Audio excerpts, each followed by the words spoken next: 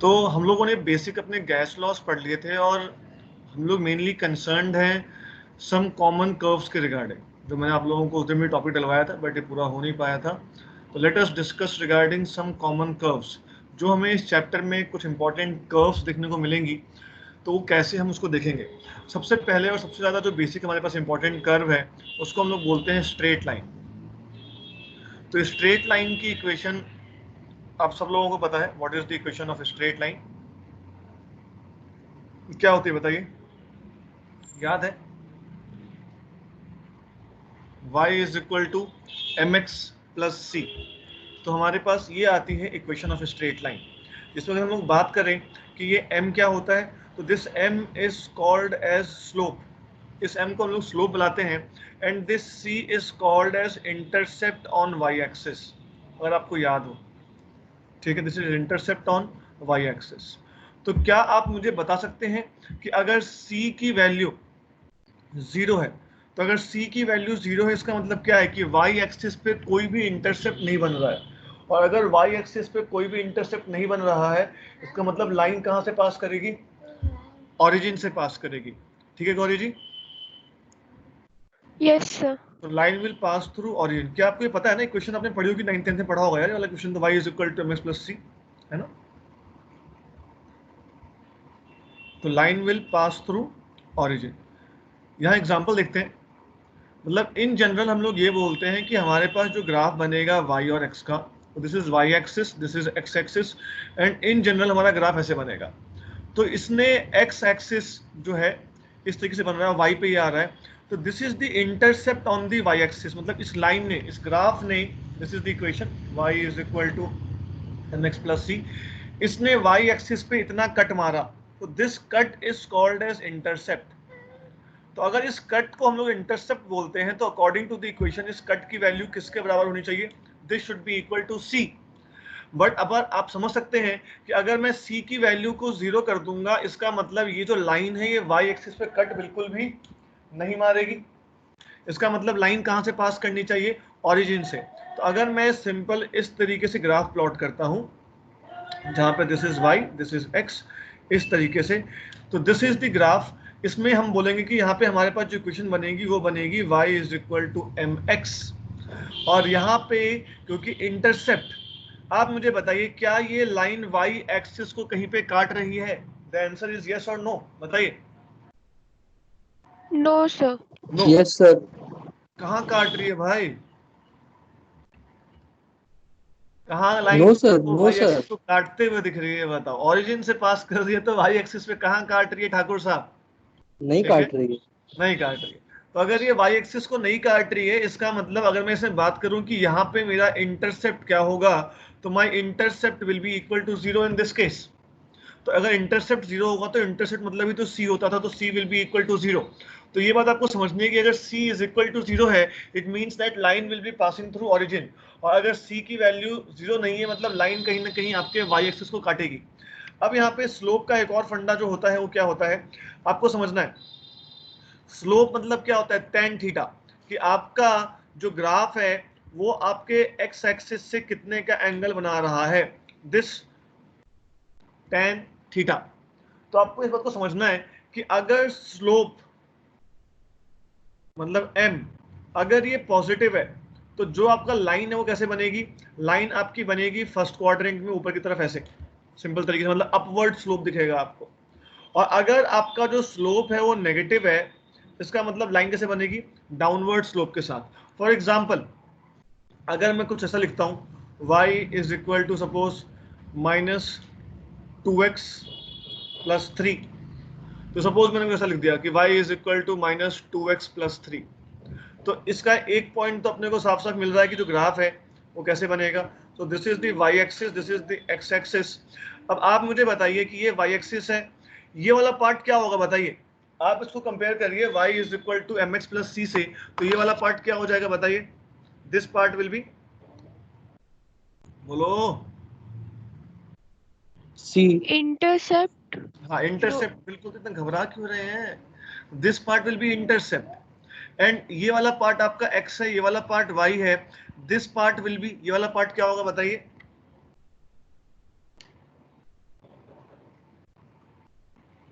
क्या बोलेंगे इस पार्ट को, क्या बोल रहे हैं? इसको आप बेटा कंपेयर करना है y is equal to m x plus c से, इससे कंपेयर करना है आपको। तो आप कंपेयर करिए ना उसको आराम से कि sir this part is like this part, तो ये c है, x का जो कोफिशिएंट होगा उसको m बोलते हैं सर, इसका मतलब यहाँ पे m की वैल्यू -2 हो जाएगी। सिंपल कंपैरिजन, हाँ या ना? तो इतना घबराना क्यों है इसमें? सर बोला था m। अच्छा एम बोला तो मैं सुना नहीं, मतलब फिर आपकी आवाज बहुत धीरे आई मुझे। ठीक है, तो y is equal to m x plus c में अगर m की बात करें तो m की वैल्यू हमारे पास कितनी आ जाती है यहाँ से, -2 is the value of m। तो ये हमारे पास आ गया। अब यहाँ पे m की वैल्यू क्योंकि नेगेटिव है, इसका मतलब जो आपका स्लोप बनेगा वो कैसा बनेगा बताइए? It will be a downward slope. बात समझ में आ रही है आपको? वो एक डाउनवर्ड स्लोप आपको देखने को मिलेगी। और यहाँ पे लाइन कहाँ काटेगी बताइए? This point will be what? This point will be क्या हो जाएगा बताइए, मैं जानना चाहता हूँ। इस पॉइंट के कोऑर्डिनेट क्या होंगे? 0,3, क्योंकि यहाँ पे x 0 है, y की वैल्यू 3 आ जाएगी, तो आपका intercept on the y axis will be equal to 3 हो जाएगा ना दोस्त। This part will be equal to 3, हाँ या ना? And this slope m will be equal to कितना हो जाएगा? -2। तो ये आपको बहुत ज्यादा केमिस्ट्री में देखने को मिलेगा, that is y is equal to m x plus c. तो this is a very very very very very very important, very very very important equation जो आपके पास आती है, जहाँ पे आपको चीज़ों को सोचना होता है इस तरीके से। अच्छा आगे चलते हैं, थोड़ा सा और समझने की कोशिश करते हैं चीज़ों को लेके। The next important type of curve जो हमें देखने को मिलती है, that curve is called as rectangular hyperbola. Rectangular hyperbola की इक्वेशन कैसी आएगी? तो इसकी इक्वेशन होती है बेटा बहुत सिंपल सी, x into Y is equal to some constant. तो जब भी आपके पास x into Y is equal to constant आएगा, तो दिस टाइप अगर आप इसका ग्राफ बनाने बैठेंगे तो आपको बनेगा रेक्टेंगुलर हाइपरबोला। आप मुझे एक बात समझाइए, क्या इसमें आप देख सकते हैं कि सपोज अगर x इंटू वाई कॉन्स्टेंट है, तो अगर x बढ़ेगा तो y घटेगा, हाँ या ना? ये बताइए। अगर एक बढ़ रहा है तो दूसरा घटेगा, क्योंकि दोनों का प्रोडक्ट जो है वो कांस्टेंट होता है। मैंने आपको उस दिन एग्जांपल भी दिया था कि सपोज अगर मुझे लिखना है कि x into Y is equal to, suppose I want to write कि x इंटू वाई जो है 8 है, तो मैंने आपको डिफरेंट वैल्यूज डाल के दिखाई थी यहाँ पे कि 1 इंटू 8 भी 8 है, 2 इंटू 4 भी 8 है, फिर 4 इंटू 2 भी 8 है, फिर 8 इंटू 1 भी 8 है। मतलब अगर एक वैल्यू बढ़ रही है तो दूसरी वैल्यू क्या हो रही है? घट रही है, क्योंकि दोनों का जो प्रोडक्ट है दैट प्रोडक्ट इज कांस्टेंट। तो मैंने वही लिखा कि सपोज अगर x बढ़ेगा तो y घटेगा, या अगर हम दूसरे तरीके से सोचें कि अगर x घटेगा तो हमारा y क्या होगा? बढ़ेगा, because this is the graph of rectangular hyperbola. तो अगर मुझे यहाँ पे ग्राफ बनाना है कि इसका ग्राफ कैसे बनेगा, तो रेक्टेंगुलर हाइपरबोला जो शेप होती है वो कैसी होती है? देखिए, this is the y axis, this is the x axis, और ग्राफ कुछ इस तरीके से बनता है। ये देखिए, क्या आपको दिख रहा है इस ग्राफ में कि जैसे जैसे x की वैल्यू कम हो रही है, y की वैल्यू बहुत तेजी से बढ़ रही है? दिख रहा है आप लोगों को? देखिए, x की वैल्यू जैसे जैसे कम हो रही है, y की वैल्यू बढ़ रही है, और जैसे जैसे x की वैल्यू बढ़ रही है, y की वैल्यू क्या हो रही है बताइए? कम हो रही है। क्या ये बात दिख रही है आप लोगों को? ताकि उन दोनों का प्रोडक्ट क्या रहे? हमेशा कांस्टेंट रहे। आई होप ये बात आपको समझ में आती है। This is called as rectangular hyperbola. कोई डाउट है इसमें? नो सर, लेकिन इसका नाम रेक्टेंगुलर क्यों है? क्योंकि भाई यहाँ पे होता क्या है, ये तुम्हें मैथ में बताया जाएगा। इसका जो ग्राफ बनता है वो ऐसे बनता है, ऐसे यहाँ पे और यहाँ पे ऐसे, और उसके बाद यहाँ पे एक रेक्टेंगल शेप बनाई जाती है जिसकी पूरी क्वेश्चन अगर ड्राइव की जाती है मैथ्स में। तो इसका ग्राफ हम लोग तो सिर्फ फर्स्ट क्वाड्रेंट में डील करते हैं, इसलिए हम यहाँ देख रहे हैं। सेम यही ग्राफ थर्ड क्वाड्रेंट में भी आपके पास ऐसे ही बनता है, इसलिए इसका नाम जो बोला जाता है रेक्टेंगुलर हाइपरबोला बोला जाता है। ठीक है, चलिए ठीक है। Now let us discuss regarding third curve जो हमें देखने को मिलती है। That curve is called as parabola. तो पैराबोला की इक्वेशन क्या होती है? कभी भी अगर आपको कुछ ऐसा दिखता है y is equal to C into X square, अगर कभी आपको ऐसा दिखता है कि y is equal to C X square आपके सामने रखा हुआ है, तो इसका कर्व कैसे बनेगा? ठीक है, तो बहुत सिंपल सा कर्व इसका बनता है। अगर हम इसकी बात करें, ये होता है parabola, and this parabola will be symmetrical to the y axis. ये कैसे याद रहेगा हमें? आप देखिए, अगर आप x को थोड़ा बढ़ाएंगे तो y ज्यादा तेजी से बढ़ेगा, हाँ या ना? क्योंकि सपोज अगर x की वैल्यू 2 डालेंगे तो y की वैल्यू 4 हो जाएगी, x की वैल्यू 3 डालेंगे तो y की वैल्यू कितनी हो जाएगी? 9। मतलब x अगर आप एक एक बढ़ा रहे हैं तो y उससे ज्यादा तेजी से बढ़ रहा है। तो आपको इस ग्राफ में दिख रहा होगा, देखो कि अभी x यहाँ पे है, दिस पॉइंट इज x, अगले x पे जाते ही y कितनी तेजी से कितना ऊपर बढ़ गया, दिख रहा है आप लोगों को कि x में सिर्फ इतने का चेंज आया, जबकि y में कितने का चेंज आया? इतने का चेंज आया। तो this is the graph of parabola, इसको हम बोलते हैं जब y is equal to C X square लिखा हुआ हो आपके पास। अच्छा, अगर मैं उल्टा लिख दूं, मैं लिखूं x is equal to y c y square, तब इसका जो पैराबोला बनेगा that will be symmetrical to which axis? बताइए।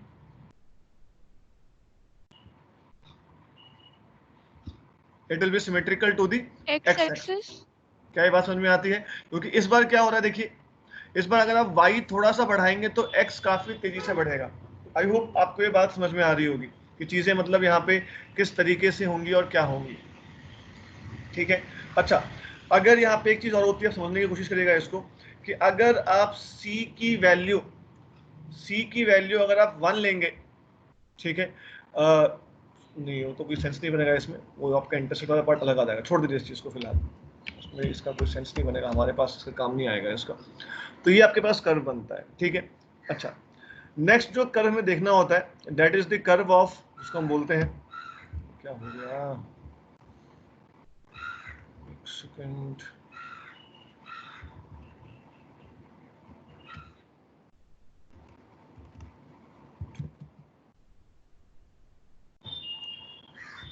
सो नेक्स्ट इज एक्सपोनेंशियल कर्व। अगला जो हमें कर्व काफी देखने को मिलेगा that is the exponential curve. अगर मैं आपसे बोलूं कि y is equal to e की पावर x है, ये कर्व कैसे बनता है? पढ़ा हुआ आप लोगों ने, y is equal to e की पावर यस x सर। कैसे बनता है यस बताइए? सर। सर ये ऊपर के ये राइट हैंड फर्स्ट क्वाड्रेंट से सर गिरता है और सेकंड क्वाड्रेंट में आता है। हाँ, ऐसे, हाँ एंड हाँ। This point will be what? This point will be 1, है ना, 0,1, है ना? क्योंकि आप x की वैल्यू यस 0 सर। डालेंगे तो e की पावर 0 क्या आ जाएगा आपके पास? 1 आ जाएगा। तो this is the graph of y is equal to e की पावर x। सिमिलरली हमारे पास एक और ग्राफ बनता है that is y is equal to e की पावर माइनस x। ये ग्राफ कैसे बनता है जानते हैं आप लोग? तो ये ग्राफ आपका बनता है, इसका जस्ट मिरर इमेज, इसका अगर आप मिरर इमेज बना देंगे इस तरीके से, ऐसे गिरेगा ये यहाँ पे, तो यहाँ पे जो कट करेगा this point is what? Again 0,1। तो इस तरीके से इसका मिरर इमेज बनता है y इज इक्वल टू ई की पावर माइनस एक्स। तो ये सारे कर्व बहुत ही बेसिक कर्व हैं और केमिस्ट्री में लगभग सारे कर्व्स हमें यही वाले देखने को मिलेंगे। तो इस पे आपका जो ग्रिप है वो काफ़ी बढ़िया और काफ़ी शानदार होना चाहिए, तभी आप चीज़ों को यहाँ समझ पाएंगे कि हमारा क्या यहाँ पे ग्रिप चल रहा है और किस तरीके से हम चीज़ों को यहाँ पे देखने के बारे में सोचते हैं। आई होप आपको ये बात समझ में आती होगी यहाँ तक कि चीज़ें कैसे चल रही हैं और क्या हो रहा है। अच्छा, अब थोड़ा सा और आगे बढ़ते हैं, चीज़ों को और ज़्यादा समझने की कोशिश करते हैं कि हमारे पास हमें कर्व जो पढ़ रहे हैं इसका यूज़ कैसे आएगा। तो सबसे पहले we will try to draw some graphs. Suppose अगर मुझे ग्राफ बनाना है P वर्सेस V का, तो मैं जो वेरिएबल आपको नहीं दे रहा हूं फिलहाल उस वेरिएबल को आप कांस्टेंट मान के चलिएगा। तो अगर मैंने आपको P वर्सेस V ग्राफ बनाने को बोला है, इसका मतलब ये हुआ कि आपके पास क्या क्या कांस्टेंट हो गया बताइए? आपके पास n कांस्टेंट हो गया और टेम्परेचर भी क्या हो गया? कांस्टेंट हो गया। क्योंकि हमारे पास एकमात्र इक्वेशन क्या थी बताइए? PV is equal to nRT। तो हम अपनी सब चीजों को हमने उसी से ड्राइव किया था, चाहे वो बॉयल्स लॉ हो, चाहे वो चार्ल्स लॉ हो, चाहे वो गिल-लुसाक्स लॉ हो, चाहे वो एवोगाड्रोस लॉ हो, सब कुछ हमारा वहीं से निकल के आया था। तो अगर मुझे P वर्सेस V ग्राफ बनाना है तो n कांस्टेंट हो जाएगा, T कांस्टेंट हो जाएगा, मतलब कहीं ना कहीं अगर तापमान कांस्टेंट है तो ये ग्राफ जो होगा that is the graph of Boyle's law, हाँ या ना? और जो भी ग्राफ आप कांस्टेंट टेम्परेचर पर बनाते हैं उन ग्राफ को प्यार से एक नाम दिया जाता है एंड वो नाम दिया जाता है आइसोथर्म। क्या बोलते हैं? बोलो एक बार, आइसोथर्म। आइसो मतलब क्या होता है? आइसोथर्म। हाँ बिल्कुल बोलो। तो आइसो मतलब क्या होता है? आइसो मतलब होता है सेम। एंड थर्म मीन्स क्या होता है, टेम्परेचर। तो आइसोथर्म मतलब क्या हो जाएगा, the graphs drawn at same temperature और the graphs drawn at constant temperature, इसका मतलब निकल के आता है हमारे पास आइसोथर्म। अच्छा, तो ये ग्राफ बनेगा कैसे सर, थोड़ा बताइए इसके बारे में। तो अगर मैं चाहता हूं कि अपनी कॉपी के पन्ने पलटिए और आप मुझे बताइए, अगर आपको थोड़ा सा याद हो तो बिना पलटे भी आप देख सकते हैं कि बॉयल्स लॉ में आपके पास जो रिलेशन आया था that was PV is equal to constant. देखिए आप लोग एक बार। Yes sir. तो अगर PV is equal to constant आया था गौरी जी और ठाकुर जी, तो यहाँ देखिए ऑन द वाई एक्सिस मेरे पास प्रेशर है, ऑन द एक्स एक्सिस मेरे पास वॉल्यूम है। तो मैं बोल सकता हूँ कि this part represents the Y axis and this part represents the x axis. तो सर ये इक्वेशन तो कुछ X Y is equal to constant type की दिख रही है, that is X into Y is equal to constant. तो अगर ये इक्वेशन कुछ X Y is equal to constant type की दिख रही है, इसका मतलब जो ग्राफ बनने वाला है वो कैसा बनने वाला है बताइए। The nature of the graph will B rectangular hyperbola. Rectangular hyperbola. मतलब जो हमारा ग्राफ है वो कुछ ऐसा सा बनेगा, इजंट इट, रेक्टेंगुलर हाइपरबोला। और अगर मैं इस ग्राफ पे सपोज दो पॉइंट्स लेता हूं, suppose this is point A and this is point B, and suppose मैं आपको पूछूं कि आप मुझे बताइए T A is more than T B, T B is more than T A, T A is equal to T B, and the fourth option is हमसे ना हो पाएगा, कैन नॉट बी डिटरमाइन। तो आप इसमें से किस रिलेशन के साथ जाना पसंद करेंगे, out of these four options which option you think is the correct one.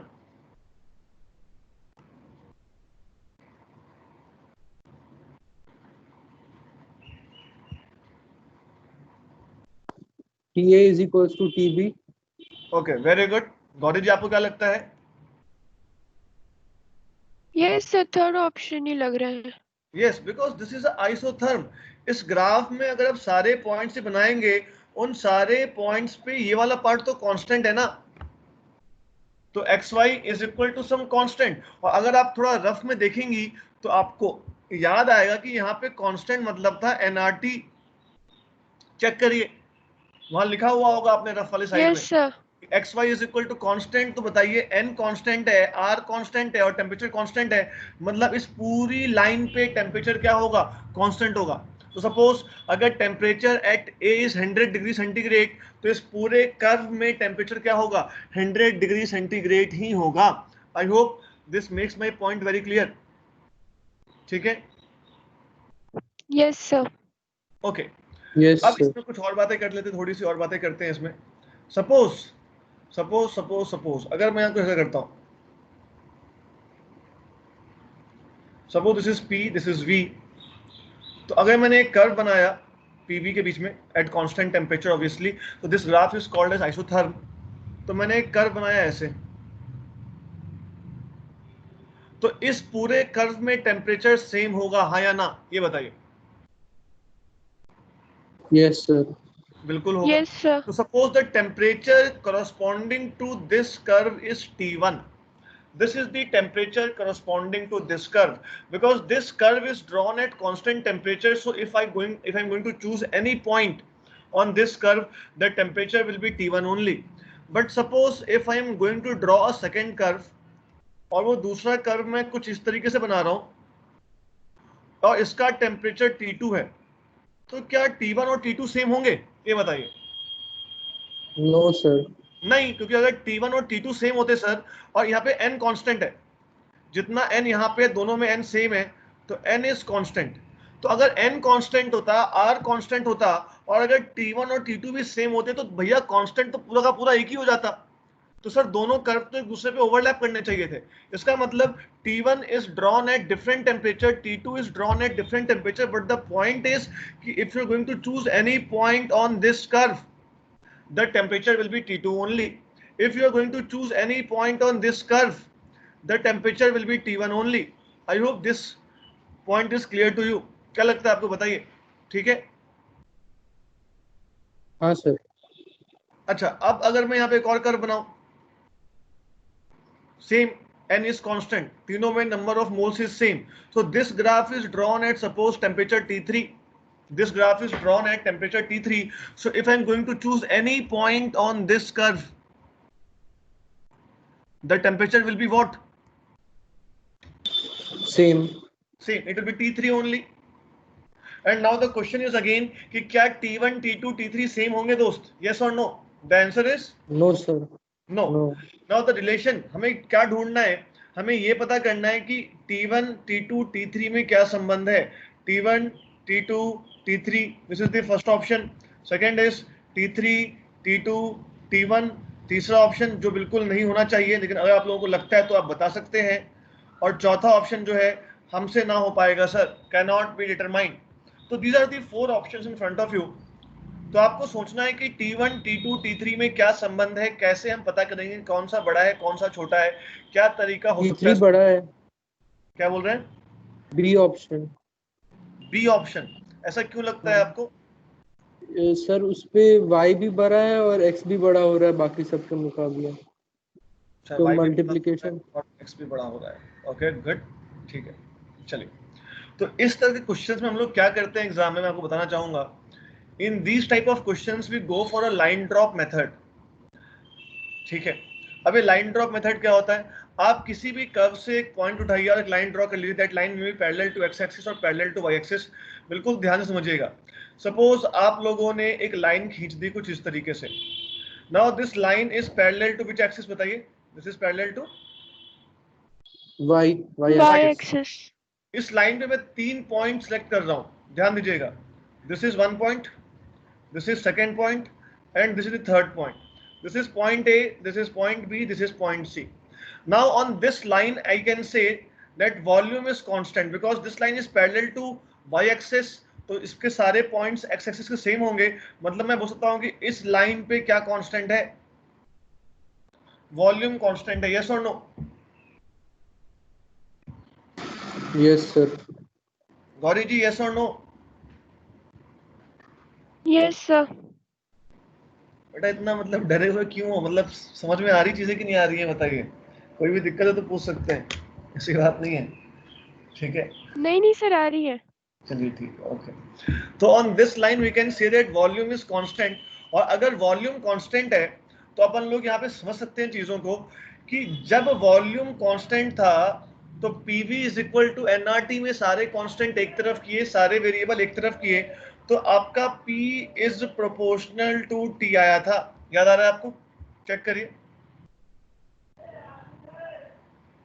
Yes sir. आया था ऐसा कि नहीं आया था?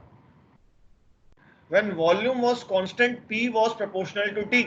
आपने लॉ किया हुआ है, please check it. Yes sir. Yes sir. तो जब P is Yes, proportional to T आया था, इसका मतलब ये आता है कि सर जिसका प्रेशर ज्यादा होगा उसका तापमान भी क्या होगा? ज्यादा होगा. तो पॉइंट A, B और C में अगर आप चेक करेंगे तो A का प्रेशर क्या है? सबसे ज्यादा. इसका मतलब A का टेम्परेचर भी क्या होगा? सबसे ज्यादा होगा. इसलिए आपका जो आंसर क्या रहेगा? T3 सबसे ज्यादा होगा. C पॉइंट का प्रेशर सबसे कम होगा, इसीलिए उसका टेम्परेचर भी सबसे कम होगा. तो T1 सबसे कम होगा. तो इस बार मैंने लाइन ड्रॉप की थी parallel to Y axis. Suppose आपका मन करता है नहीं सर नहीं, हम पैरेलल टू वाई एक्सिस नहीं बनाएंगे, हम लाइन ड्रॉ करेंगे पैरेलल टू एक्स एक्सिस. तो सपोज आपने लाइन ड्रॉ कर ली पैरेलल टू एक्स एक्सिस इस तरीके से. तो जब आपने ये लाइन ड्रॉ की होगी पैरेलल टू एक्स एक्सिस, तो यहाँ पे this is point A, this is suppose I am choosing it as point B, and this I am taking as point C. तो आप लोग मुझे बताइए इस बार कि पॉइंट ए, बी और सी पे क्या कांस्टेंट है? बताइए. पॉइंट ए, बी और सी पे क्या कांस्टेंट है इस बार?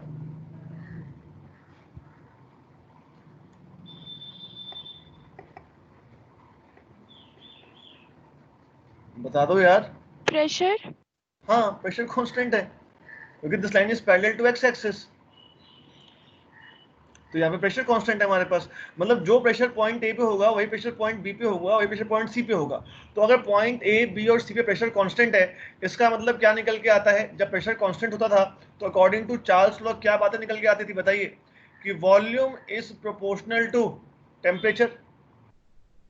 मतलब जिसका वॉल्यूम ज्यादा होगा उसका टेम्परेचर ज्यादा होगा। तो आप मुझे बताइए कि यहाँ पे this is the volume of point A, this is the volume of point B, this is the volume of point C. आप मुझे बताइए किस पॉइंट का वॉल्यूम सबसे ज्यादा है?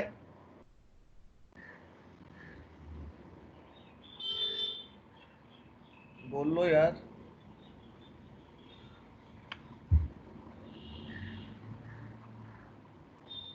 पॉइंट बता दो कुछ तो, पॉइंट ए बी सी, किस एक पॉइंट का वॉल्यूम सबसे ज्यादा है? ए का। ए का, हाँ थोड़ा बोला करो यार मतलब। तो ए बी सी में ए का वॉल्यूम सबसे ज्यादा है, इसका मतलब ए का टेम्परेचर क्या होगा? सबसे ज्यादा। और ए का टेम्परेचर कितना था? T3। और सी का, अगर हम बात करें इस पॉइंट पे सी का वॉल्यूम सबसे कम है, मतलब सी का टेम्परेचर कितना था? T1।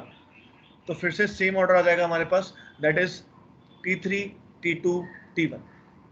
तो कहीं ना कहीं ये मेथड जो है आपको ज्यादा क्लियर अप्रोच देगा, जहां पे ग्राफ एक दूसरे को काट रहे होंगे, पीट रहे होंगे। यहाँ तो कोई दूसरे को काट पीट नहीं रहा है, ठीक है। अच्छा, अब एक और ग्राफ देखते हैं हम लोग। Let us come to one more graph. आपको ग्राफ बनाना सर है। हाँ जी बताइए। सर जैसे अभी आपने वो लाइन ड्रॉप वाला मेथड बताया, जी इससे पहले अनन्य ने वो कोऑर्डिनेट्स देख के बताया वो जी T3 वाला कि सब एक्स और वाई के दोनों के कोऑर्डिनेट ज्यादा है। तो बिल्कुल वो ठीक वाला है। मेथड काम नहीं कर सकता वो वाला कोऑर्डिनेट्स मेथड वाला? बेटा बिल्कुल कर सकता है यहाँ पे काम, लेकिन मैं बात कर रहा हूँ कि जब ग्राफ एक दूसरे को कट करेंगे, समझ रहे हैं? जब ग्राफ एक दूसरे को कट करेंगे, जब चीजें कांस्टेंट नहीं रहेंगी, तो आपको ये वाला पर्सपेक्टिव पता होना चाहिए। Okay sir. यहाँ पे तो ग्राफ एक दूसरे को कट कर ही नहीं रहे हैं, तो आप सिंपल देख सकते हैं कि ग्राफ जितना ऊपर की तरफ जाएगा, उसका x into Y is equal to constant वाली वैल्यू बढ़ रही है ना? Yes sir.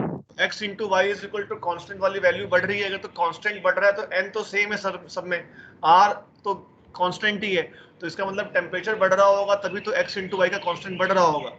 तो उस तरीके से आपने यहाँ पे सोच लिया, बिल्कुल मैं सहमत हूँ आपकी बातों से। लेकिन ये वाला अप्रोच आपको इसलिए पता होना चाहिए क्योंकि लोग ग्राफ जब दूसरे को कट करना स्टार्ट कर देंगे, तब आप कैसे चीजों को इंटरप्रेट करेंगे वहां पे, ठीक है। Yes sir. एक और चीज देखते हैं यहाँ पे।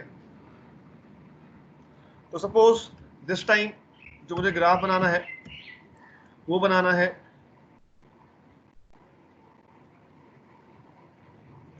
प्रेशर एंड 1/v के बीच में। तो अगर मुझे ग्राफ प्रेशर और 1/v के बीच में बनाना है, इसका मतलब क्या कांस्टेंट मान लिया है मैंने, बताइए?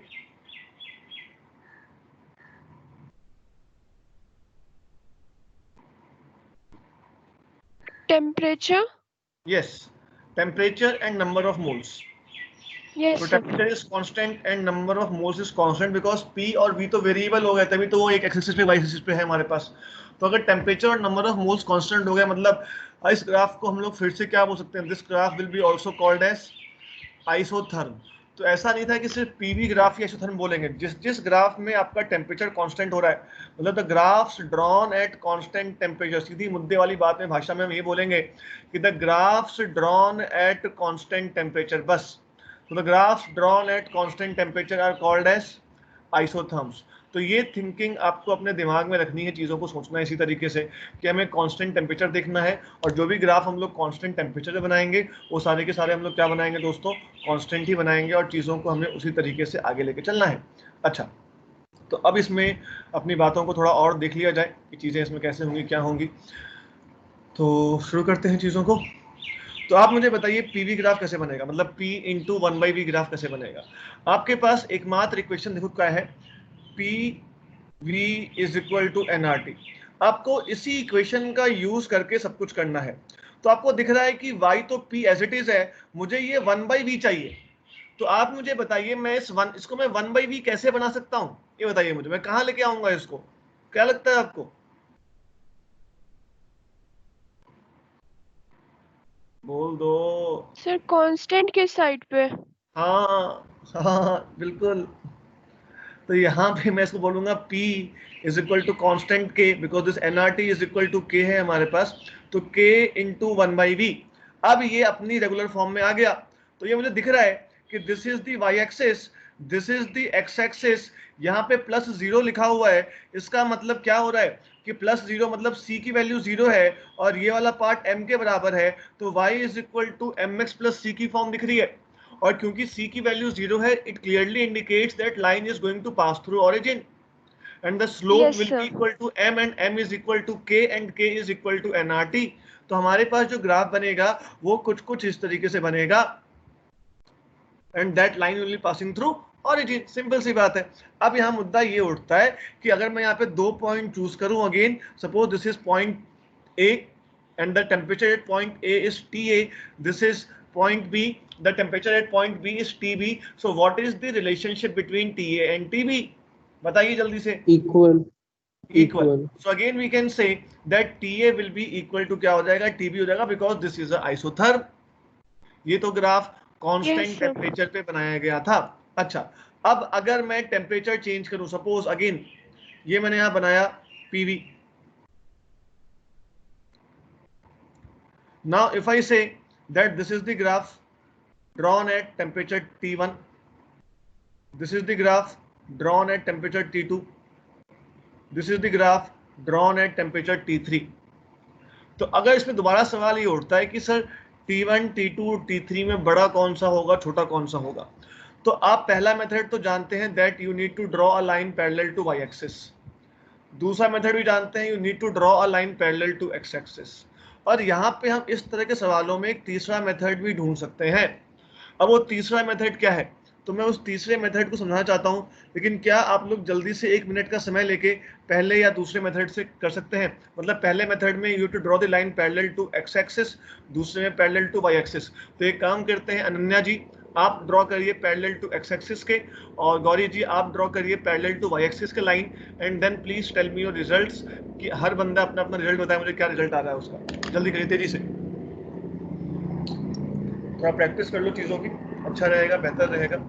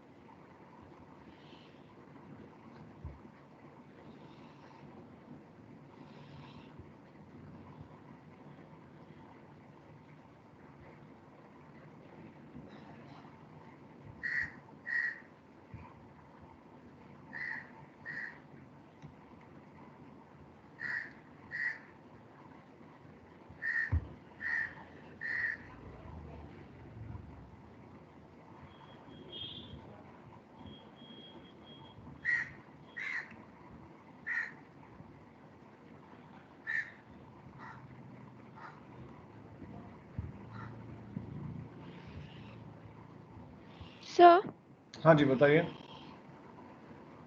sir, T3 is greater than T1, मतलब पहले T3 फिर उससे छोटा T2 फिर उससे छोटा T1। ओके, तो हमारे पास एक ऑर्डर आ चुका है T3, T2, T1। Thakur ji आपको क्या लगता है? T3, T2, T1 ही। ओके, बहुत बढ़िया। तो आई थिंक मतलब सही है। हाँ बिल्कुल सही है भाई। अच्छा, तो these two methods I think are clear to you कि कैसे आप चीज़ों को सोच रहे हैं कि T3, T2 और T1 होगा। नाउ द मेथड नंबर 3 जहां पे आपको चीजों को सोचना है कि कैसी चीजों को सोचेंगे और क्या होगा, तो अगर आपको थोड़ा सा अगर याद हो, थोड़ा सा, ज्यादा नहीं, this angle theta and this tan theta is equal to slope होता है, and this slope is equal to constant था, and this constant was equal to nRT।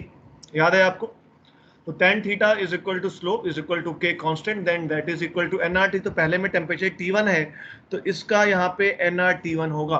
क्या आप लोग इस बात से सहमत हैं? जल्दी बताइए। Yes yes sir. Sir. Okay, now दूसरे वाले T2 में ये स्लोप बढ़ गया। सपोज दिस इज θ2, तो अगर स्लोप बढ़ गया है तो n तो कांस्टेंट है, r भी कांस्टेंट है, मतलब क्या बढ़ा होगा बताइए? टी टेम्परेचर बढ़ा होगा। मतलब यहाँ पे जब हम θ2 में आए तो स्लोप बढ़ रहा है, मतलब टेम्परेचर बढ़ रहा है, because n and r is constant, और nRT मतलब होता है थीटा। अब यहाँ देखिए, इस वाले में एंगल और ज्यादा बढ़ गया, दिस इज θ3, दिस इज θ1, θ2, θ3, तो इसमें एंगल और ज्यादा बढ़ गया, स्लोप और ज्यादा बढ़ गया। तो यहां से ये बात क्लियर निकल के आती है कि स्लोप अगर बढ़ रहा है मतलब इसका तापमान और क्या होगा, ज्यादा होगा। तो आपके पास जो आंसर आएगा that is T3, T2, T1। I hope this point is clear to all of you कि किस तरीके से हम लोग स्लोप वाले पॉइंट से भी चीजों को रिलेट कर सकते थे। अगर आपके मन में सवाल उठता है कि सर इस वाले में आपने स्लोप क्यों नहीं देखा, बिकॉज बेटा इसमें स्लोप तो हर पॉइंट पे चेंज हो रहा है ना। स्लोप मतलब क्या होता है? टेंजेंट। अगर मैं कर्व बना रहा हूं तो कर्व का स्लोप क्या होता है? टेंजेंट। तो टेंजेंट तो यहाँ पे हर पॉइंट पे क्या हो रहा है? चेंज हो रहा है। dy by dx her point पे क्या हो रहा है? आपका चेंज हो रहा है। तो आई होप आपको ये बात समझ में आती है कि हमें क्या चल रहा है। ठीक है, तो ये हमारे बॉयस वाले ग्राफ थे। अभी कुछ और ग्राफ देखते हैं हम लोग, कोशिश करेंगे कुछ और ग्राफ समझने की, आप लोग मेरी सहायता करेंगे ग्राफ्स बनाने में। तो सपोज अगर मुझे v वर्सेस t ग्राफ बनाना है, तो आप मुझे बताइए कि अगर मुझे v वर्सेस t ग्राफ बनाना है तो इस ग्राफ को बनाते टाइम कांस्टेंट क्या क्या होगा? जल्दी बताइए।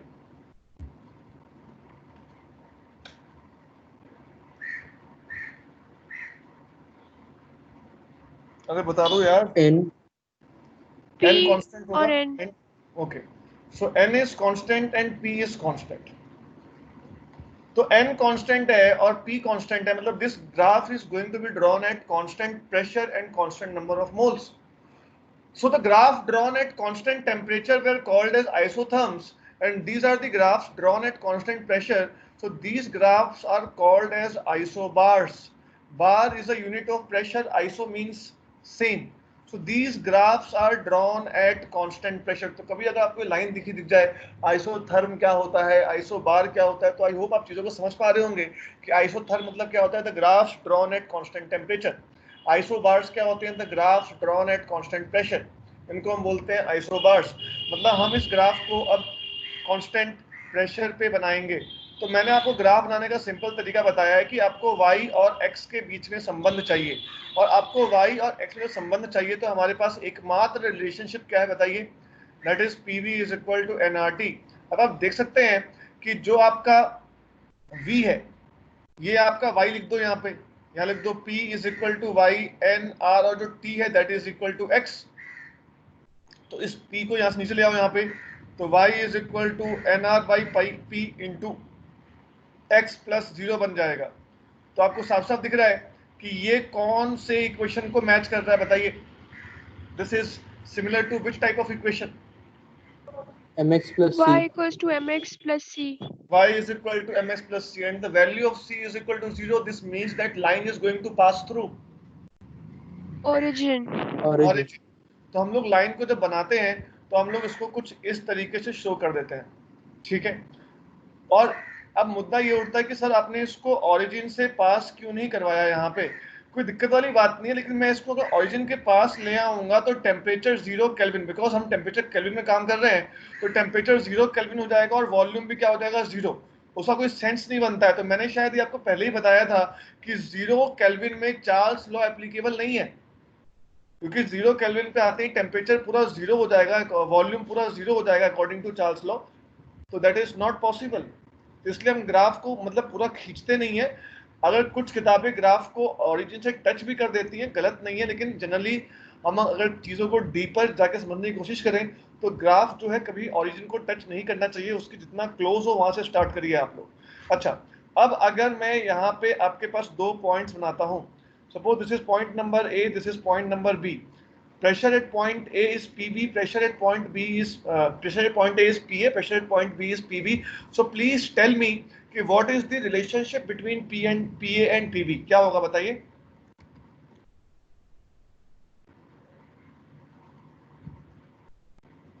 Constant, equal. They both will remain same क्योंकि these Equal. are the graphs drawn at constant pressure. So PA will be equal to PB. ठीक है? ओके? पक्का?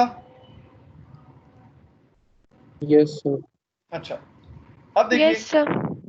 आप लोगों को चैप्टर समझ में आ रहा है ना, हम लोग जो पढ़ा रहा हूँ समझ में आ रहा है कि नहीं? देखो बेटा, कुछ भी दिक्कत हो तो बताया करो, क्योंकि क्लासरूम में तो तुम्हारे चेहरे दिखते हैं और यहाँ पे तुम्हारे चेहरे दिख नहीं रहे और पता नहीं चलता है तुम्हारे मन में क्या भावनाएं उत्पन्न हो रही हैं। तो सपोज आ रहा है सर समझ में। आ रहा है, चलिए बहुत अच्छी बढ़िया बात है फिर तो सपोज मैंने यहाँ पे 3 लाइन खींची, this is the line which is drawn at pressure P1, this is the line which is drawn at pressure P2 and this is the line which is drawn at pressure P3।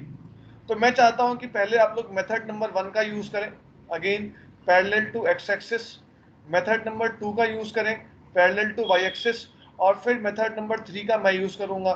तो इस बार मैं चाहता हूं कि method number 1 से ठाकुर जी करें, method number 2 से गौरी जी करें और मेथड 3 से मैं करूंगा। जल्दी करिए तेजी से फटाफट कि P1 P2 P3 में क्या संबंध, क्या रिलेशन आने वाला है। आपके पास 1 मिनट का समय है।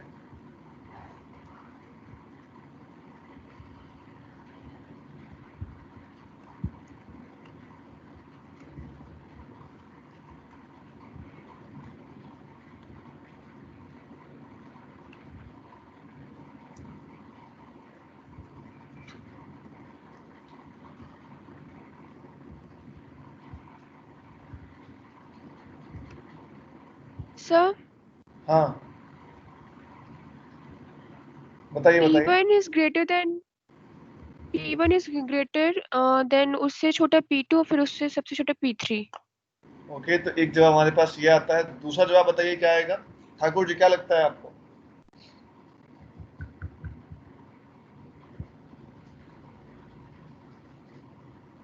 P1 is greater than P2 is greater than P3. बिल्कुल सही। तो हमारा जवाब आने वाला है P1 is greater than P2 greater than P3। ठीक है, अब अगर मेथड नंबर 3 से बात करें तो आप थोड़ा सा मुझे हेल्प करिएगा। आप मुझे बताइए किसका स्लोप सबसे ज्यादा है, बताइए। P3 का। P3 का।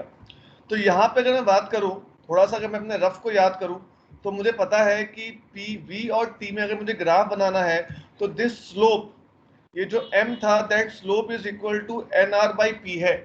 दिख रहा है आप लोगों को? दिस इज दिस स्लोप, हाँ या ना? तो this slope is equal to Yes NR by sir. P।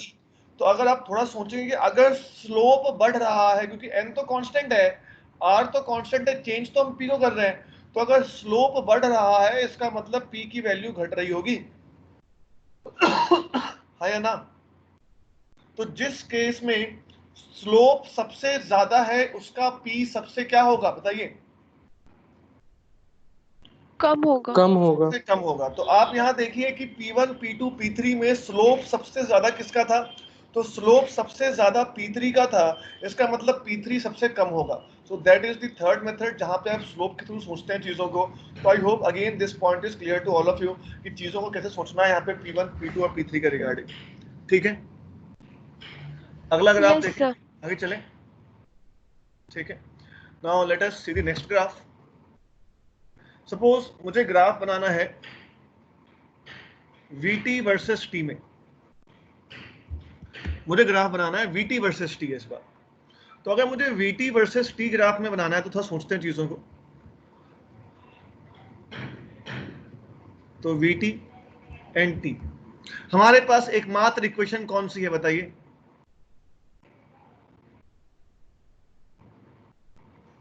PV is equals to equals to NRT. nRT. PV equal to NRT, एकमात्र इक्वेशन हमारे पास ये है। अगर मैं चीजों को थोड़ा समझने की कोशिश करूं तो ये वाला पार्ट तो सर जी मेरा x है, दिख रहा है साफ साफ? हाँ या ना? Yes sir. और मुझे Yes, y sir. चाहिए vt, तो मैं vt कैसे बनाऊंगा बताओ? क्या मैं इसको दोनों साइड से t से इंटू कर दूं? मतलब मैं इसको कर देता हूं pvt is equal to nrt square. तो अब मैं देख सकता हूं कि this part will be y and this part will be equal to x का स्क्वायर। दिख रहा है आपको? So now this is y is equal to nr by p into x square। n constant है, r कांस्टेंट है, p भी constant है, क्योंकि जो ग्राफ में वेरिएबल दिए हैं उनको छोड़ के सब कुछ कांस्टेंट मानेंगे हम लोग। तो y is equal to some constant c into x square। क्या आपको ग्राफ दिखा? Yes sir. तो अगर y Yes, is sir. equal to c x square वाला ग्राफ बन रहा है, तो ऐसे ग्राफ का नेचर क्या होता है बताइए?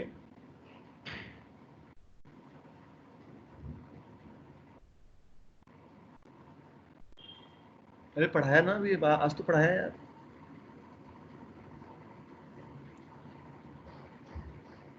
बता दो, what will be the nature of this graph?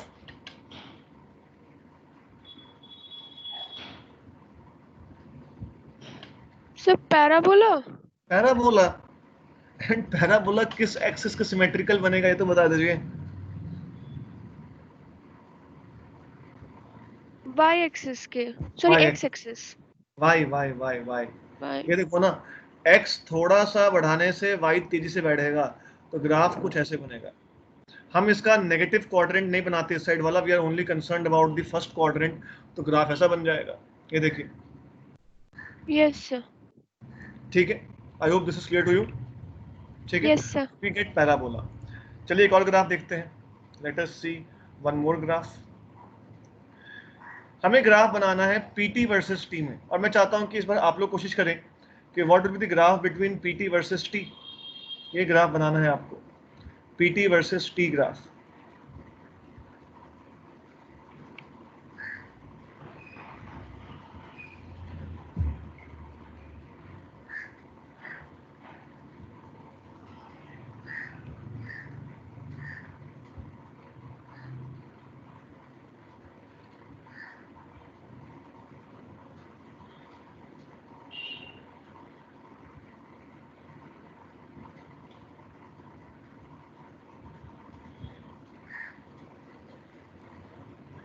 Sir equation हमारा PT equals to N R by V X square हो जाएगा।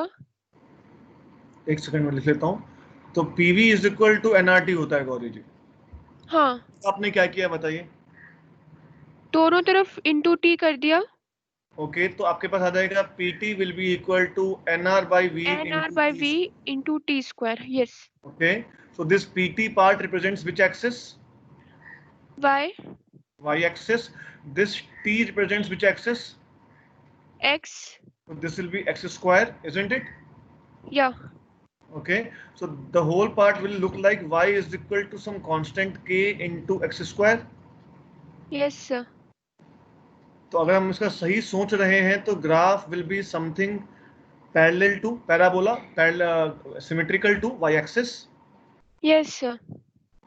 like this. So this is the pt versus t graph.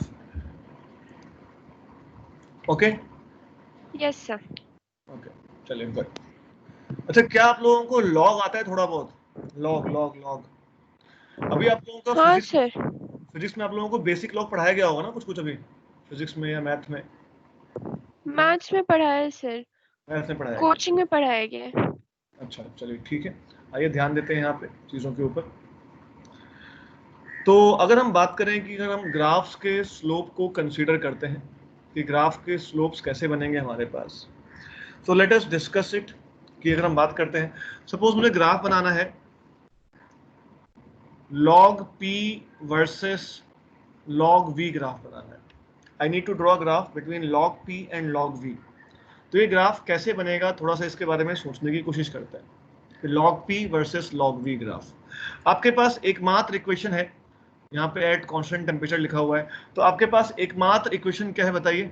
pv is equal to N R T. nRT। तो this is the एकमात्र equation with us, that is PV is equal to NRT. हमारे पास equation आ गई। अब अगर मुझे log लेना है तो आई थिंक मैं दोनों साइड लॉग लेता हूं, तो मेरे पास आ जाएगा log PV is equal to log constant, because nRT is a constant, तो log के लिख देता हूं मैं उसको। Yes, sir. This can be written as log P plus log V is equal to log K, isn't it? And अगर मैं Yes, इसको sir. थोड़ा सा rearrange करूं तो आपके पास आ जाएगा log P is equal to क्या आ जाएगा बताइए, log K minus log V। Yes, sir. तो आपके पास इस तरीके से ये उठ के आ जाएगा। अब इसमें आपको दिख रहा होगा कि this is on the which axis, this is on the Y axis, Y-axis. This part is on the x axis. X-axis. -1 है, this will be the m, -1 will be the m, and this log k will be equal to c। So again this is y is equal to mx plus c वाला type हमारे पास बन के आता है। तो this is log p, this is log v, और अगर इसमें हम स्लोप की बात करें तो slope will be negative, isn't it, because it is -1। Yes, sir. m is -1, so m is -1, यहाँ लिख देते हैं -1, तो m is -1, and this intercept will be equal to कितना हो जाएगा, this intercept will be Log equal K. to log k। तो I hope ये वाला ग्राफ आपको नेचर इसका क्लियर हो गया होगा।